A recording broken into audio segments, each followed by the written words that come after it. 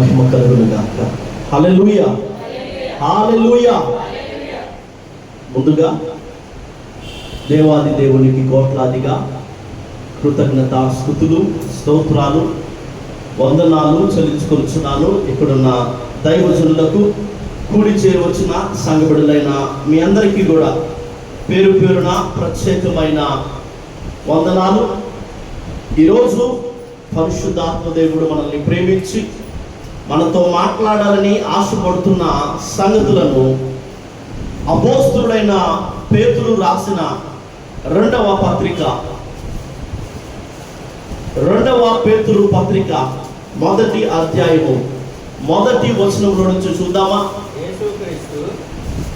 పేతురు రాసిన రెండవ పత్రిక మొదటి అధ్యాయం మొదటి వచనాన్ని ప్రతి ఒక్కరు కూడా పరిశుద్ధ గ్రంథాలు తెరచి చూడాలని మీకు మనవి చేస్తున్నాను. యేసుక్రీస్తు దాసుడును అపోస్తలుడు అయిన సీమోను పేతురు మన దేవుని యొక్కయు రక్షకుడైన యేసుక్రీస్తు యొక్కయు నీతిని బట్టి మా వలెనే అమూల్యమైన విశ్వాసము పొందిన వారికి శుభమని చెప్పి రాయునది. యేసుక్రీస్తు దాసుడును అపోస్తలుడు అయిన సీమోను పేతురు మన దేవుని యొక్కయు రక్షకుడైన యేసుక్రీస్తు యొక్కయు నీతిని బట్టి మా వలెనే అమూల్యమైన విశ్వాసం పొందిన వారికి శుభమని చెప్పి రాయునది అని తన పత్రికను ఏం చేస్తున్నాడంట? ప్రారంభిస్తూ ఉన్నాడంట. ఇక్కడ మనకు అర్థం కావలసిన సంగతి ఒక విషయం ఏంటయ్యా అంటే, అపోస్తలుల భక్తుల విశ్వాసము ఎలాంటి విశ్వాసం అయ్యా అంటే కనుక అది ఎలాంటి విశ్వాసం అంట? అందుకే మీ అందరిని పరిశుద్ధ గ్రంథాలు తెరచి అక్కడ ఏముందో చూడమని చెప్పారు. ఎలాంటి విశ్వాసం అంటే అపోస్తలుది భక్తులది అమూల్యమైన విశ్వాసం. ఇంతవరకు కూడా చాలా రకాలైన విశ్వాసాలను గురించి మనం విన్నాం, కొన్ని సందర్భాల్లో ధ్యానం చేసాం. అవిశ్వాసాన్ని గురించి, అల్ప విశ్వాసాన్ని గురించి, గొప్ప విశ్వాసాన్ని గురించి, ఉత్తమ విశ్వాసాన్ని గురించి, ఇతరులను కూడా రక్షించగలిగిన విశ్వాసాన్ని గురించి, నిలకడగలిగిన విశ్వాసాన్ని గురించి, పరిపూర్ణమైన విశ్వాసాన్ని గురించి కదా ఆయా సందర్భాల్లో మనం వింటూ ధ్యానం చేస్తూ వచ్చాం. ప్రభువైన యేసుక్రీస్తు వారు దేవాది దేవుడు, సర్వశక్తిమంతుడైన దేవుడు నా కోసమే సశరీరునిగా శరీరాన్ని ధరించి ఈ లోకానికి దిగొచ్చాడు. 33.5 సంవత్సరాలు ఈ భూమి మీద నడయాడాడు. ఆయన నా కోసం సిలువనెక్కాడు, ఆయన మరణించాడు. ఆయన 3వ దినాన మరణాన్ని గెలిచి సమాధిని తెరచి ఆయన ఏం చేశాడంట? పునరుద్ధానునిగా తిరిగి లేచాడు అని నమ్మడం విశ్వాసం, నమ్మకపోవడం అవిశ్వాసం కదా. కావాల్సినంత విశ్వాసం లేకపోవడం అల్ప విశ్వాసం, గొప్ప విశ్వాసం అని, ఉత్తమమైన విశ్వాసం అని, ఇతరులను కూడా రక్షించగలిగిన విశ్వాసం అని, నిలకడగలిగిన విశ్వాసం అని కదా. మొన్న మధ్య కాలంలో అనుకుంటా దాని గురించి మనం ధ్యానం చేస్తా, వాళ్ళు సందేహించరు కదా, సందేహపడరు, నిలకడగలిగిన విశ్వాసం కలిగిన వారు, లేదా మన విశ్వాసంలో నిలకడగా ఉండాలి అని ధ్యానం చేశాం. పరిపూర్ణమైన విశ్వాసాన్ని గురించి కూడా చాలా రోజుల క్రితం ధ్యానం చేశాం. యాకోబు పత్రికలో రాయబడిన మాటను మనం ఆధారం చేసుకొని, క్రియలు కలిగిన విశ్వాసం ఎలాంటి విశ్వాసం అంట? పరిపూర్ణమైన విశ్వాసం కదా. ఇలా చాలా రకాలైన విశ్వాసాల గురించి మనం ధ్యానం చేసాం. అయితే ప్రభు కృపలో పరిశుద్ధాత్మ దేవుని సహాయంతో ఈ రాత్రి మనం ధ్యానం చేయబోతున్న ఒక విశ్వాసం, అది ఏ విశ్వాసం అయ్యా అంటే కనుక అది అవసరార్థమైన విశ్వాసం కాదు, అది అమాయకమైన విశ్వాసం కాదు. అది ఎలాంటి విశ్వాసం అంట? చెప్పాలి, బిగ్గరగా చెప్పాలి. అది ఎలాంటి విశ్వాసం అంట? ఈనాటి మన ధ్యానాంశము, ఈ రాత్రి ఈ వర్తమానానికి టైటిల్ ఏంటయ్యా అంటే కనుక అమూల్యమైన విశ్వాసం. కన్న తండ్రి, మీ కోట్లాదిగా వందనాలు స్తోత్రాలు చెల్లించుకొనిచున్నాను. ఈ బలహీనుడు, ఈ వెర్రివాడు, ఈ మట్టివాడు మీ మనస్సును ప్రకటించడానికి, మిమ్మల్ని మహింపరచడానికి మీ పిలుపుకు లోపడుతూ నిలబడి ఉండగా, మీ బోరగలను మోగించమని, మీ నోరుగలను మాట్లాడించమని, మీ వర్షంలో మీ ఆదిన స్వాధీనాలను నుంచుకొని నన్ను మరుగుపరిచి మీరు మాట్లాడి మహిమను పొందమని నా ప్రవర్తన అంతటి ఎదురు కాలాన్ని ఒప్పుకుంటూ నా ప్రాణాత్మ దేహాలతో మీకు లొంగిపోతూ యేసై నామములో ఈ ప్రార్థన ఆలకించి మరి బ్రతిమాలు కొలుచున్నాను తండ్రి, ఆమేన్.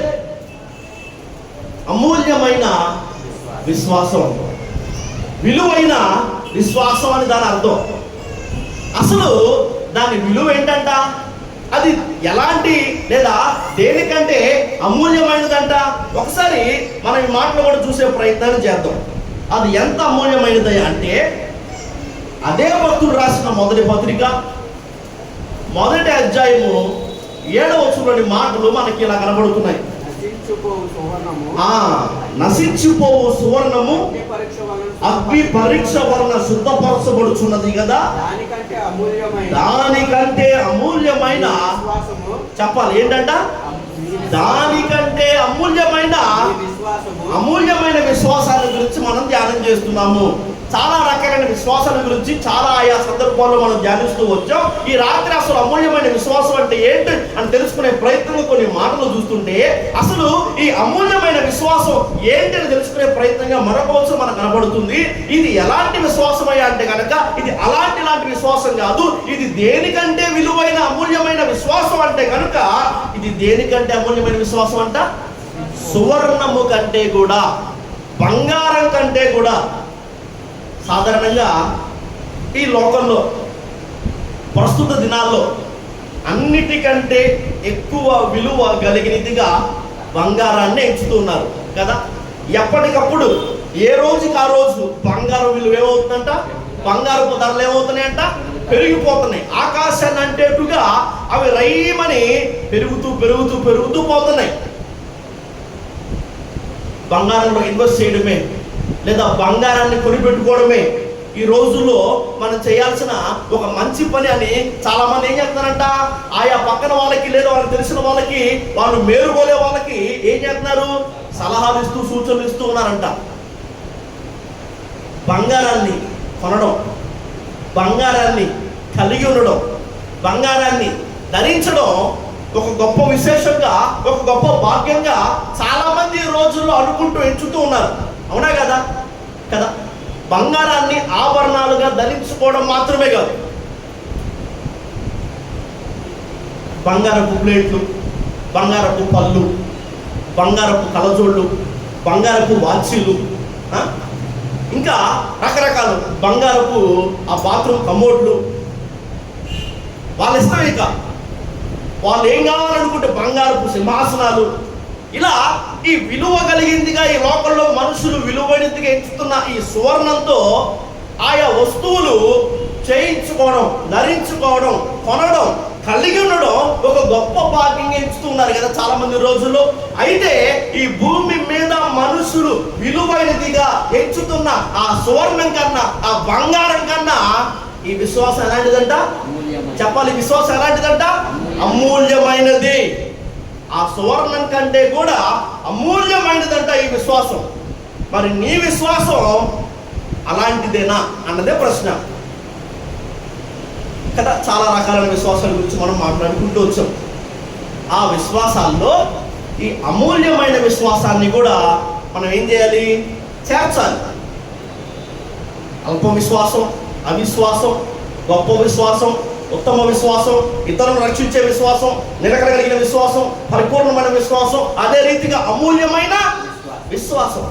ప్రతిదానికి దానికి సంబంధిత అర్థాన్ని మన పరిశుద్ధాత్మ దేవుని సహాయంతో నేర్చుకున్నాం కదా. అసలు మరి ఈ అమూల్యమైన విశ్వాసం అంటే ఏంటి? ఈ అమూల్యమైన విశ్వాసానికి సంబంధించిన విషయాలు తెలుసుకునే ప్రయత్నాన్ని మనం చేస్తే, అసలు ఈ అమూల్యమైన విశ్వాసం అంటే ఏంటయ్యా అంటే, అసలు మనం ఈ లోకంలో ఏది పొందుకోవాలన్నా కూడా, అది స్వస్థత అయినా, అది అద్భుతమైన, అది మరింతరికి ఏ విషయమైనా కూడా మనకి విశ్వాసం అనివార్యం, తప్పనిసరి కదా. ఈ లోకంలో మనం ఏం పొందుకోవాలన్నా కూడా, స్వస్థత అయినా, అద్భుతమైన, మరి ఇంకొద్ది ఏదైనా కానీ విశ్వాసం అన్నది కావాలి, అవసరం. మరి ఈ అమూల్యమైన విశ్వాసం అంటే ఏంటి అంటే, నిత్య జీవానికి సంబంధించిన వాటిని పొందుకోవడానికి, లేదా ఈ లోక సంబంధించిన విషయాల మీద కాకుండా పర సంబంధమైన విషయాల మీద దృష్టిని ఉంచే, వాటిని పొందుకోవడానికి పరితపించే, వాటి కొరకై ఎదురు చూసే వాటిని కోరుకునే ఆకాంక్షించే ఆ విశ్వాసమే అమూల్యమైన విశ్వాసం. ఏంటి? నిత్య జీవానికి సంబంధించి మనం కలిగి ఉండే విశ్వాసమే అమూల్యమైన విశ్వాసం. చాలా రకాల విశ్వాసాల గురించి మాట్లాడుకుంటూ వచ్చాం కదా. ఈ లోకంలో కొన్ని విషయాలు పొందుకోవడానికి మనకి విశ్వాసం అవసరమే. అయితే పరసంబంధమైన వాటి కోసం, నిత్య జీవార్థమైన ఆ నిత్యత్వంలో, నిత్య మహిమలో మనం పొందుకోబోయే, మనం కలిగి ఉండాల్సిన, మనకు కావాల్సిన ఆ విషయాల కోసం కలిగి ఉండే విశ్వాసమే అమూల్యమైన విశ్వాసం. అసలు ఈ అమూల్యమైన విశ్వాసం అంటే ఏంటని, ఈ అమూల్యమైన విశ్వాసం కలిగిన వారిలో వారు కలిగి ఉండాల్సిన, కనబరచాల్సిన అనుభవాలు ఏంటని ఉన్న సమయంలో క్లుప్తంగా తెలియజేసే ప్రయత్నాన్ని చేస్తాను. అసలు ఈ అమూల్యమైన విశ్వాసం కలిగి ఉంటే వాళ్ళలో ఏ లక్షణాలు కనపడతాయి, లేదా ఏ విషయాలు, అనుభవాలు మనం కలిగి ఉంటే మన విశ్వాసం అమూల్యమైనదిగా ఎంచబడుతుంది. అసలు ఈ విశ్వాసం అమూల్యమైందా కాదా తెలుసుకునే ప్రయత్నం చేద్దాం కదా. అందుకు మొదటిదిగా చూద్దాం, అమూల్యమైన విశ్వాసములో విశ్వాసాన్ని గురించిన ప్రస్తావన రాగానే తప్పనిసరిగా మనందరికీ కూడా గుర్తుకు వచ్చే ఒక అధ్యాయం హెబ్రీ పత్రిక 11వ అధ్యాయం కదా, విశ్వాసం విలువ జాబితా. అందులో నుంచి కొన్ని మాటలు చూసే ప్రయత్నాన్ని చేద్దాం. హెబ్రీ పత్రిక 11వ అధ్యాయం 4వ వచనంలోని మాట,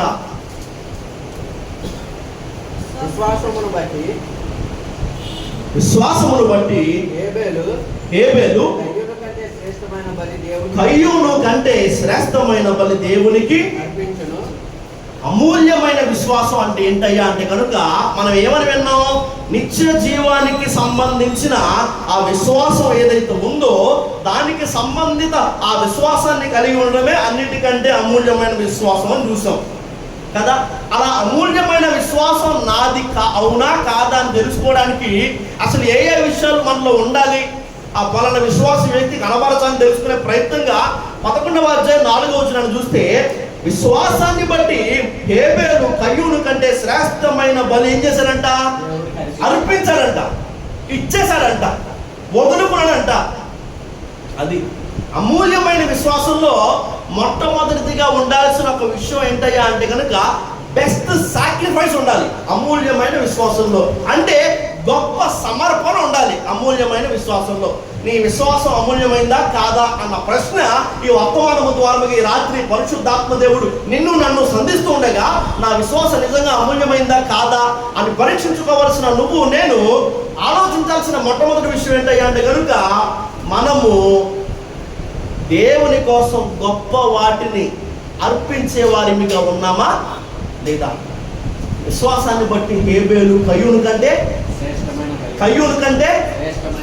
చాలా మంది విశ్వాసం ఎలాంటిదంటే, కయ్యూను కంటే శ్రేష్టమైనది దేవుడు నాకు ఇవ్వాలి, ఈమె కన్నా, వీడికన్నా, వాళ్ళకన్నా దేవుడు నాకు శ్రేష్టమైనది ఇవ్వాలి అన్న విశ్వాసం కొందరిదైతే, హేబేలు విశ్వాసం అమూల్యమైన విశ్వాసం ఎలా ఉండిద్ది అంటే కనుక వీళ్ళకన్నా, ఆమె కన్నా, అతని కన్నా, ఇంతకన్నా నేను నా దేవునికి ఎక్కువ శ్రేష్టమైనది అర్పించాలి అనే ఒక తపన, తాపత్రయం అమూల్యమైన విశ్వాసం కలిగిన వారిలో ఉంటుంది. అలాంటి విశ్వాసం కలిగిన వారి విశ్వాసం అమూల్యమైనది. మరి దేవునికి మనం అర్పించవలసిన శ్రేష్టమైనవి ఏంటి? చాలా సందర్భాల్లో మనం ధ్యానం చేసాం, టైం లేదు కాబట్టి వాటిని అలా గుర్తు చేసి ముందుకు నేను వెళ్ళిపోతాను. అదేంటయ్యా అంటే, మనం ఒక్కొక్క దినాన బలిపీఠాన్ని గురించి ధ్యానం చేస్తా ప్రత్యక్ష గుడారంలో 3 భాగాలు, ఆ భాగాల్లోని ఉపకరణాలు ఒక్కొక్కటిగా మనం ధ్యానం చేసుకుంటూ వస్తా బలిపీఠాన్ని గురించి మనం ధ్యానం చేస్తూ, బలిపీఠం సమర్పణకు గుర్తుగా ఉంది. బలిపీఠం దగ్గర మనం అంగీకరించబడాలంటే మన సమర్పణ ఎలాంటిది ఉండాలి, మనం అసలు దేవునికి ఏం సమర్పించాలని చూసాం. ఏమేమి సమర్పించాలంట? విరిగి నలిగిన మనస్సును దేవునికి మనం సమర్పించాలి. ఎందుకంటే విరిగి నలిగిన మనస్సే దేవునికి ఇష్టమైన బలి. అసలు మనస్సు విరగడం అంటే ఏంటి? 2 అర్థాలు చూసాం ఆ రోజు.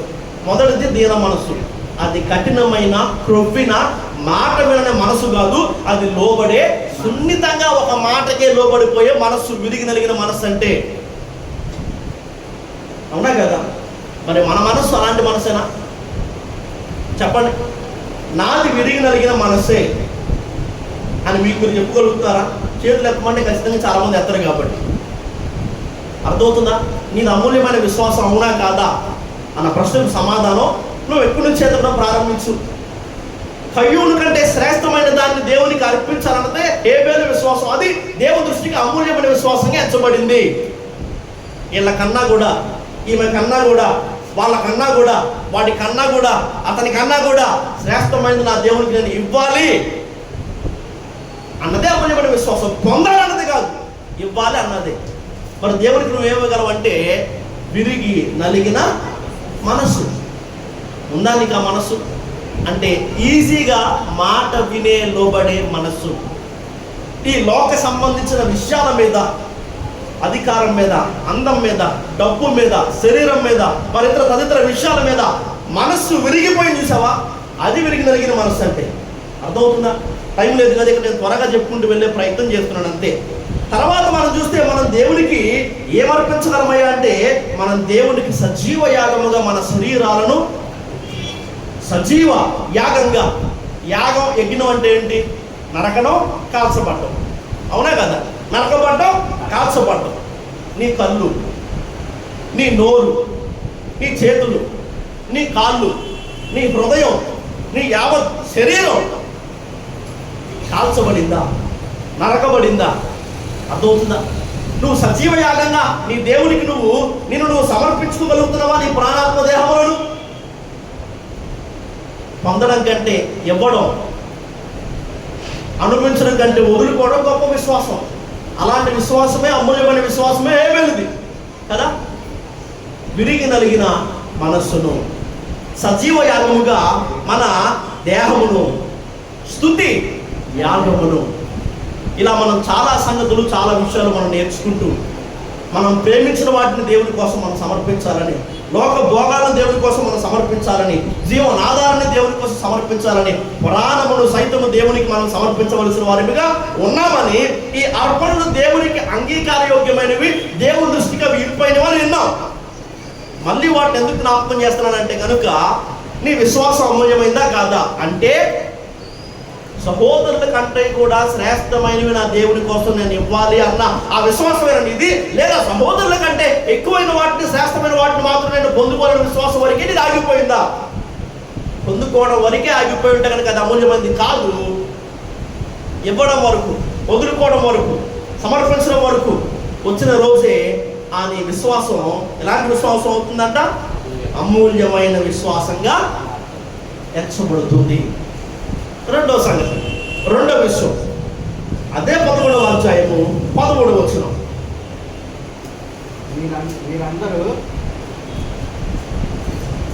వీరందరూ ఆ వాగ్దానముల ఫలము అనుభవింపకపోయినను దూరం నుండి చూచి వందనము చేసి తాము భూమి మీద పరదేశులమును యాత్రికులమునై ఉన్నామని ఒప్పుకొని విశ్వాసం గలవారై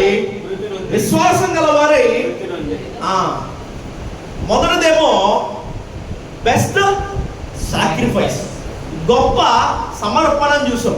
రెండవదేమో బెస్ట్ హోప్, అంటే గొప్ప నిరీక్షణ. ఏంటంట? అమూల్యమైన విశ్వాసంలో నువ్వు కలిగి ఉండాల్సిన, కనబరచాల్సిన రెండో విషయం ఏంటయ్యా అంటే కనుక ఒక గొప్ప నిరీక్షణను నువ్వేం చేయాలి? కలిగి ఉండాలి, కనబరచగలగాలి. ఇక్కడ 11వ అధ్యాయం 13వ వచనంలో కనబడుతున్న మాట, వాళ్ళందరూ కూడా ఆ వాగ్దాన ఫలము అనుభవించకపోయారంట. వాళ్ళందరూ కూడా వాగ్దాన ఫలాన్ని అనుభవించలేదు, పొందలేదు. అయినప్పటికీ కూడా వారందరూ విశ్వాసము గలవారై వృద్ధి పొందిరి అన్న మాట రాయబడింది. వారు దేన్నైతే అడిగారో, లేదా వారికి ఏదైతే వాగ్దానం చేయబడిందో, వారు ఏదైతే పొందుకోవాలని ఆశించారో, వారు తప్పించారో, దేనికోసమైతే వారు ప్రయాణాన్ని మొదలు పెట్టారో అది వారు పొందుకోలేదంట. అయినప్పటికీ కూడా ఆ వాగ్దాన ఫలాన్ని వారు పొందకపోయినా, అది ఇంకా దూరంగా ఉన్నప్పటికీ దాన్ని చూసి వారు వందనం చేశారంట. అక్కడ కనబడుతున్న ఒక మాట ఏంటంటే కనుక వారు విశ్వాసం గలవారై చివరి దాకా కూడా వారి విశ్వాసాన్ని అనుకున్నది జరగకపోయినా కూడా, ఆశించినది లేదా వాగ్దానం చేయబడినది ఆ ఫలం వారికి దొరకకపోయినా వారి విశ్వాసాన్ని వదులుకోలేదంట. అదే అమూల్యమైన విశ్వాసం. నేను ప్రార్థన చేశాను కాబట్టి నా దేవుడు నాకు ఇవ్వలేదు కాబట్టి అని కదిలిపోయే, అని సనవడిపోయే, సనగిలిపోయే, ఆరిపోయే విశ్వాసం అమూల్యమైన విశ్వాసం. గొప్ప నిరీక్షణ ఉంటుంది ఇందులో. అమూల్యమైన విశ్వాసంలో జీవిత కాలం అంతా ఎదురు చూశారు, కానీ ఆ వాగ్దానం నెరవేర్పరు జీవితంలో రాలేదు. ఆ వాగ్దాన ఫలాన్ని వాళ్ళు పొందలేదు. అయినా కానీ వారు విశ్వాసం కలిగే వృత్తి పొందారంట. అంటే వారి విశ్వాసం ఎలాంటిది అంటే కనుక, ఇక్కడ ఈ లోకంలో ఈ భూమి మీద దేవుడు ఒకవేళ మాకు ఈ వాగ్దాన ఫలాన్ని ఇవ్వకపోయినా కూడా మరీ శ్రేష్టమైన దాన్ని అక్కడ ఆ నిత్యత్వంలో దేవుడు మా కోసం ఏం చేశాడు? దాచి ఉంచాడు. తప్పక దేవుడు మాకు ఏం చేస్తాడు? ఆయన మాట ఇచ్చాడంటే, ఆయన చెప్పాడంటే దాన్ని చేస్తాడు. మేమేమనుకున్నామంటే ఇదిగో ఈ భూమి మీద ఉండగానే దాన్ని పొందుకుంటామని మేము అనుకున్నాం, ఆశపడ్డాం, ఎదురు చూసాం. ఆయన ఇవ్వలేదు అంటే మేము పొందుకోమని కాదు, ఆయన నిత్యత్వంలో దాన్ని ఇవ్వడానికి మా కోసం దాచి ఉంచాడు అని వారి నిరీక్షణ ఏం చేశారంట? ఆ నిరీక్షణ వారు అలాగే కొనసాగించారు. అందుకే దాన్ని ఆ ఫలాన్ని వారు పొందుకోకపోయినా విశ్వాసం కలిగిన వారై వారు వృత్తి పొందారు. అది రెండవ సంగతి. మొదటి సంగతి ఏమో బెస్ట్ సాక్రిఫైస్, అంటే గొప్ప సమర్పణ. రెండవదేమో బెస్ట్ హోప్, అంటే గొప్ప నిరీక్షణ. మరి నీ విశ్వాసం అమూల్యమైనది అవునా కాదా అన్న ప్రశ్నకు సమాధానం ఎలా ఎత్తుకోవాలంటే, అలాంటి ఒక గొప్ప నిరీక్షణ నీకు ఉందా? ఏదో 2 వారాలు, 1 నెల, సంవత్సరం రోజులు చూసి నీలబడిపోయి, నీరసిల్లిపోయి, నేను మందిరానికి రాను, నేను ప్రార్థన చేయను, నాకు దేవుడు అక్కర్లేదు, నాకు దేవుడు అవసరం లేదు, నువ్వు ఆ కోవకు చెందిన వాడివా, ఆ కోవకు చెందిన దానివా, అలా అయితే నీ విశ్వాసం అమూల్యమైనది కానే కాదు. అమూల్యమైన విశ్వాసంలో మూడవ సంగతి, మూడవ విషయం, అదే 11వ అధ్యాయం 24-25 వచనాల్లో కనబడుతుంది. మోషే ఏమయ్యాడంట? మోషే పెద్దవాడైనప్పుడు విశ్వాసాన్ని బట్టి ఐగుప్తు ధనం కంటే క్రీస్తు విషయమైన నింద గొప్ప భాగ్యం ఇచ్చాడంట. అల్పకాలం పాపభోగం అనుభవించడం కంటే దేవుని ప్రజలతో శ్రమ అనుభవించడం మేలుని యోచించాడంట. ఫరో కుమార్తె ఆ కుమారుడిని అనిపించుకోవడానికి ఒప్పుకోలేదు. కానీ ఎందుకు? ఏలయనగా అతడు ప్రతిఫలముగా కలగబోవు బహుమానమందు దృష్టి ఉంచి అతను ఏం చేశాడు? కొన్ని వద్దనుకున్నాడంట. అర్థమవుతుందా? మూడవది బెస్ట్ చాయిస్, మూడవది గొప్ప ఎంపిక. ఎంపిక అని చెప్పండి. గొప్ప సమర్పణ, 2 గొప్ప నిరీక్షణ, 3 గొప్ప అమూల్యమైన విశ్వాసంలో కలిగి ఉండాల్సిన మూడవ సంగతి, మూడవ విషయం ఉంటాయి అంటే గొప్ప ఎంపిక, బెస్ట్ చాయిస్. ఒక పక్కనేమో ఫరో కుమార్తె కొడుకన్న హోదా, ఐగుప్తు ప్యాలెస్, అల్పకాల పాప భోగాలు, ఐగుప్తు ధనం. ఈ పక్కనేమో నిందలు, ఈ పక్కనేమో శ్రమలు. ఏం కోరుకుంటారంటే సాధారణంగా మళ్ళంటూ ఎవడైనా కానీ ధనం, ప్యాలెస్, అధికారం, హోదా కదా, వీటిని కోరుకుంటాడు, పాప భోగాలు. కానీ మోషే ఏమించుకున్నాడంట? మోషే ఎంపిక చేసుకున్నాడంట శ్రమలు, నిందలు. దేవుని ప్రజలతో శ్రమలు, క్రీస్తు విషయమైన నింద గొప్ప భాగ్యమని ఎంచాడంట, మేలుగా యోచించాడంట. అమూల్యమైన విశ్వాసంలో ఉండే మూడవ సంగతి, మూడవ విషయం ఏంటంటే ఒక గొప్ప ఎంపిక ఉంటుంది. ఈ లోకానికి అది సరైన ఎంపికగా అనిపించకపోవచ్చు, కానీ అమూల్యమైన విశ్వాసం దేవుని ప్రజలతో శ్రమలను, అమూల్యమైన విశ్వాసం క్రీస్తు విషయమైన నిందను ఎప్పుడు ఎంపిక చేసుకుంటుంది. ధనాన్న, అధికారాన్న, అల్పకాల పాప భోగాన్న, లేదా ఆ హోదాన కాదు. శ్రమలే, నిందలే, కష్టాలే, బాధలే, పోరాటాలే. అర్థమవుతుందా? అవి మేలని, అవి భాగ్యమని. ఎందుకు? ఏలయనగా అతడు ప్రతిఫలముగా కలగబోవు బహుమానమందు. ఎక్కడ కలిగింది బహుమానం అంతా? ఇవేమున్నాయి? అల్పకాల పాప భోగాలు, 5 నిమిషాలు, 10 నిమిషాలు, మా 5 సంవత్సరం, లేదా ఈ ఊపిరి ఉన్నంత వరకు, ఈ భూమి మీద బతికినంత వరకు. కుర్చీ అయినా, అధికారమైన, అందమైన, ఆస్తి అయినా, హోదా అయినా, ఏమైనా శ్రమలైనా అంతే కదా. ఈ శ్రమలైనా ఈ భూమి మీద ఉన్నంత వరకే. అయితే వీటిని అనుభవించి చచ్చిపోతే ఇక్కడితో ఆగిపోతుంది. కానీ ఈ శ్రమలను, నిందలను అనుభవించి చచ్చిపోతే ఆ నిత్యత్వం అంతా కూడా దేవుడిచ్చే బహుమానాన్ని మనం ఏం చేయగలుగుతాం? అనుభవించ. అందుకే సరైన ఎంపిక చేసుకున్నాడు. ఈ భూమి మీద ఏదో ఇంకా తెరవబడని ఆ మామూలు నేత్రాలతో చూసే ఎవరికైనా కూడా ఇదే చాయిస్ రా బాబు. అసలు ఒక సరైన ఎంపిక చేసుకోలేదు. అదా ఇదా అంటే అటగాలేగా నీకు వచ్చాడు ఏందనుకుంటారు. కానీ ఒక అమూల్యమైన విశ్వాసంలో ఎప్పుడు గొప్ప ఎంపికే, ఎప్పుడు గొప్ప ఎంపికే, గొప్ప సమర్పణ, గొప్ప నిరీక్షణ, గొప్ప ఎంపిక. అదే హెబ్రీ పత్రిక 11వ అధ్యాయం. ఈ సమయం లేదు కాబట్టి నేను విస్తరించి మాట్లాడలేదు కదా. శ్రమల గురించి మనం గత వారం అనుకుంటాం కదా, ఆ ముందు వారం ధ్యానం చేసాం. ఆశ్చర్యపోవద్దు, సహజమే, సంతోషించండి, స్తుతించండి కదా. చూద్దాం ఆ తర్వాత విషయం. 11వ అధ్యాయం 27వ వచనం. విశ్వాసమును బట్టి అతడు అదృశ్యుడైన వారిని చూచుచున్నట్టు స్థిర బుద్ధి కలవాడై రాజాగ్రహములకు భయపడక ఐగుప్తులు ఏం చేశారంట? అమూల్యమైన విశ్వాసంలో ఉండే 4వ విషయం ఏంటయ్యా అంటే కనుక బెస్ట్ కరేజ్, గొప్ప ధైర్యం. ఏంటి? ఒకసారి చెప్పండి. ఫస్ట్ నుంచి గొప్ప, ఫస్ట్ నుంచి గొప్ప సమర్పణ, గొప్ప నిరీక్షణ, గొప్ప ఎంపిక, గొప్ప ధైర్యం. అతని విశ్వాసాన్ని బట్టి ఏం చేశాడంట? స్థిర బుద్ధి గలవాడై అదృశ్యుడైన వాడిని చూచుచున్నట్లు స్థిర బుద్ధి కలిగి రాజాగ్రహానికి భయపడక ఐగుప్తులు విడిచిపోయాడంట. అమూల్యమైన విశ్వాసంలో ఉండే 4వ గొప్ప విషయం ఏంటయ్యా అంటే కనుక గొప్ప ధైర్యం ఉంటుంది వాళ్ళకి. అమూల్యమైన విశ్వాసం కలిగిన వారికి ఏముంటుంది? నాకు ఉద్యోగం కాగానే, అనుకోనికి ఇబ్బంది ఎదురుగానే, అర్థమవుతుందా? ఏదో ఊహించని విపత్తు కలగగానే, నా అనుకున్న వాళ్ళు దూరంగా కానీ, ఇక ఏ కష్టమైన పెట్టుకోండి అక్కడ, అది చూడంగానే భయపడిపోవడం, అది చూడంగానే కురిగిపోవడం, అది చూడంగానే లబోదిపోని గుండెలు బాధేసుకోవడం అమూల్యమైన విశ్వాసంలో ఉండదు. అక్కడ ఏముండిద్ది? గొప్ప గొప్ప. అది చివరి వరకు కూడా ధైర్యమును, నిరీక్షణను కదా.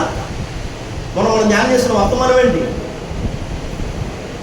చివరి వరకు కూడా, ఆఖరి వరకు కూడా ఏం చేయాలంట? ధైర్యమును, నిరీక్షణ వలన ఉత్సాహమును మనం తుదమట్టుకు చేపట్టిన యెడల మనమే ఆయన ఇల్లు ఎప్పుడు అవుతామంటే చివరి వరకు కూడా ధైర్యాన్ని, నిరీక్షణను విడిచిపెట్టనప్పుడే. అమూల్యమైన విశ్వాసంలో ఉండే 4వ గొప్ప విషయం గొప్ప ధైర్యం. ఎందుకు నువ్వు ధైర్యంగా ఉండాలి అంటే ఆ రోజు మనం ధ్యానం చేస్తాం, టైం లేదు కాబట్టి త్వరగా తర్వాత దాంట్లోకి వెళ్ళిపోతున్నాను. చూద్దాం హెబ్రీ పత్రిక అదే 11వ అధ్యాయం 35వ వచనం. స్త్రీలు మృతులైన తమ వారిని పునరుద్ధానం వల్ల మరణ పొందిరి, కొందరైతే మరి శ్రేష్టమైన పునరుద్ధానము పొందగోరి విడుదల పొందనొల్లక, మరి కొందరైతే శ్రేష్టమైన పునరుద్ధానము పొందగోరి విడుదల పొందనొల్లక యాతన పెట్ట. కొందరు స్త్రీలేమో మృతులైన తమ వారిని పునరుద్ధానం వల్ల మరలా పొందారంట. మరి కొందరైతే ఆ పునరుద్ధానాన్ని పొందగోరి విడుదల పొందనొల్లక యాతన పెట్టబడ్డారంట. కొందరేమో ప్రార్థన చేశారు, మీకు అర్థం కావడం కోసం అర్థమయ్యే భాషలో. సో ప్రార్థన చేయగానే మరణించిన తమ వారు బ్రతికారు. మరి కొందరేమో ప్రార్థన చేయట్లేదంట. ఏమైందిరా, ప్రార్థన చేయొచ్చు కదా, అదిగో వాళ్ళు ప్రార్థన చేశారు, వాళ్ళ ఆయన బతికాడు, నువ్వు కూడా ప్రార్థన చేసుకోవచ్చు కదా, మీ ఆయన బతుకుతాడంటే బతకాల్సిన పని లేదు అంటారంట. ఏంట్రా ఎందుకు బతకాల్సిన పని లేదంటే, ఒకవేళ మేము ప్రార్థన చేసినప్పుడు వాళ్ళు బతికినా కొన్ని రోజుల తర్వాత మళ్ళీ మరణమును చూడక బ్రతుకున్నాడు ఎవడు? మేము ప్రార్థన చేస్తాం, మా భర్తలు బతుకుతారు, తర్వాత మళ్ళీ మరణిస్తారా లేదా? మాకు కావాల్సింది పునరుద్ధానం కాదు, మరి శ్రేష్టమైన పునరుద్ధానం, మహిమ పునరుద్ధానం ఉంది చూసావా. ఇప్పుడు లేకపోయినా పర్లేదు కానీ వాళ్ళు అక్కడ ఉండాలి, వాళ్ళు అక్కడ లేకపోవాలి అని వాళ్ళు ఆ పునరుద్ధాన్ని కోరుకొని వారు ఇక్కడ ఏం చేశారంట, యాతన పెట్టబడుటకు తమ్మును తాము, బాధపడడానికి తమ్మును తాము కోరుకుంటే, కావాల్సి వస్తే విడుదల దొరికేది. కానీ వారు ఏం చేశారంట, ఐదవ సంగతి, అమూల్యమైన విశ్వాసంలో ఉండాల్సిన ఇంకో గొప్ప విషయం ఏంటంటే గనక గొప్ప నిరాకరణ. ఏంటంట చెప్పాలి, గొప్ప గొప్ప. చాలా రోజుల క్రితం మనం ధ్యానం చేసిన వర్తమానం, జ్యేష్ఠులు భ్రష్టులు. అమూల్యమైన వాటి కోసం అల్పమైన వాటిని వదిలేసుకునే వాళ్ళు జ్యేష్ఠులు, అల్పమైన వాటి కోసం శ్రేష్టమైన వాటిని అమూల్యమైన వాటిని వదిలేసుకునే వాళ్ళు భ్రష్టులు. అమూల్యమైన విశ్వాసంలో ఉండే ఒక విషయం ఏంటంటే కనుక గొప్ప నిరాకరణ. అనుకుంటే, కోరుకుంటే, ప్రార్థన చేస్తే కదా ఇవి దొరుకుతాయి, ఇవి అవుతాయి అని తెలిసిన ఇది కాదు. ఏం కావాలి, కొన్నింటిని ఉపేక్షించి, కొన్నింటిని నిరాకరించి యాతన పెట్టబడడానికి తమ్ముడు తాము అప్పగించుకున్నారంట. ఎందుకంట, వారి అమూల్యమైన విశ్వాసాన్ని బట్టి వారు ఏం కోరుకున్నారు, మరి శ్రేష్టమైన అది. అక్కడ మరి శ్రేష్టమైన వాటిని కోరుకోవడానికి ఇక్కడ వారు తమ్ముడు తాము యాతన పెట్టబడుటకు అప్పగించుకున్నారంట. విడుదల పొందమనలేదంట. అర్థమైందా? చెప్పండి, త్వరగా నా మాటలు ముగిస్తున్నాను. అమూల్యమైన విశ్వాసంలో ఉండాల్సిన గొప్ప విషయాలు, మొదటిది గొప్ప సమర్పణ, రెండవది గొప్ప నిరీక్షణ, మూడవది గొప్ప ఎంపిక, నాలుగవది గొప్ప ధైర్యం, ఐదవది గొప్ప నిరాకరణ. నా మాటకు ముగిస్తాను. ఈ హెబ్రీ పత్రిక 11 నుంచి కాస్త బయటకు చూస్తే మత్తయి సువార్త 8వ అధ్యాయం 10వ వచనం. మత్తయి 8:10. యేసు ఈ మాట విని ఆశ్చర్యపడి వెంట వచ్చుచున్న వారిని చూచి, ఇశ్రాయేలులో ఎవరికైనాను నేనింత విశ్వాసం ఉన్నట్లు చూడలేదని నిశ్చయముగా మీతో. మన యేసయ్య ఎవరు? విశ్వాసములకు కర్త, దాన్ని కొనసాగించువాడు కదా. ఆయన్ని ఆశ్చర్యపరిచిన విశ్వాసం ఉంది. ఎందుకైనా ఆశ్చర్యపోయాడు? ఆ ముందు పాటలో మనకు కనిపిస్తుంది, అయ్యా నేను పొమ్మంటే కూడా పోతాడు, రమ్మంటే కూడా వస్తాడు. అయితే నేను సహా అధికారమునకు లోబడిన వాడు అన్న మాట రాయబడుతుంది. ఏంటంట, శతాధిపతి ఏం చెప్తాడు? శతాధిపతి, అయ్యా నేను ఒకరిని పొమ్మంటే పోతాడు, ఒకరిని రమ్మంటే వస్తాడు, అయినప్పటికీ నేను సహా అధికారానికి లోబడిన వాడిని అన్న మాట వినగానే ప్రభు యేసుక్రీస్తు వారు మాట్లాడిన ఒక మాట ఏంటంటే కనుక ఆ మాట విని ఆశ్చర్యపడి వెంట వచ్చున్న వారిని చూసి, ఇశ్రాయేలులో అయినా ఎవరికైనా ఇంత విశ్వాసం ఉన్నట్లు నేను చూడలేదని నిశ్చయముగా మీతో చెప్పుచున్నాను అన్నారంట. అమూల్యమైన విశ్వాసంలో ఉండాల్సిన 6వ సంగతి, 6వ గొప్ప విషయం ఏంటంటే బెస్ట్ సబ్మిషన్, గొప్ప విధేయత. ఏంటంట, అమూల్యమైన విశ్వాసంలో ఉండాల్సిన 6వ గొప్ప విషయం ఏంటి? నా వైపు చూడండి, గొప్ప గొప్ప విధేయత. మరి అలాంటి ఒక విధేయత నీకుందా? అసలు నీ విశ్వాసం ఎలాంటిది? నీ విశ్వాసం అమూల్యమైందేనా?